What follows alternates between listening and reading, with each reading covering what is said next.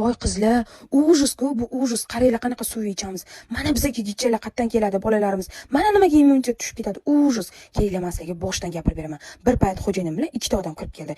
Bular nima qilyapti? Kerak emas, hozir reklamasini o'tkazib ketadi desam, bitta kostyum kiygan bola, "Opa, emas, keling ko'rsatib beraman" dedi-da. Bir payt baklashkaga suv olib, 3 litrga o'zini filtridan o'tkazdi. Mana opa rezultat dedim. Men shokdaman qizlar. Bittasi filtr bo'lgan suv, mana men bu befiltr bo'lmagan, bunisi esa filtr bo'lgan suv. Men prosta shokdaman qizlar. Filtr bo'lmagan suv ichi shuncha xlor bo'lar ekan va ichida opa qarang masga hozir qancha bakteriyasi borligini ko'rsatib beraman deb ya'ni elektr tokini o'tkazishni boshladilar. Men tushunmadim. Opa hozir dedi, o'lgan mikroblar mana bu joyga sariq bo'lib to'planishni boshlaydi dedi. Yo'q, meni suvim top-toza, unaqa bo'lmaydi. Fokus mokusizni boshqa joyga borib qoling desam, bir payt suv sarg'ayib ketsa bo'ladimi? Ujusga mana nima bo'ldi.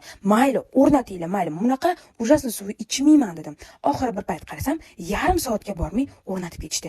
Buni filtri haqiqatan zo'r ekan qizlar. Men prosta shokdaman rezultatidan. Uy bo'lishlari bilan chopib borib tekshirib ko'rdim. Filtrdan suv oldim va vodoprovodimizdan suv oldim. Qaranglar, shunda ko'rinib turibdi qizlar.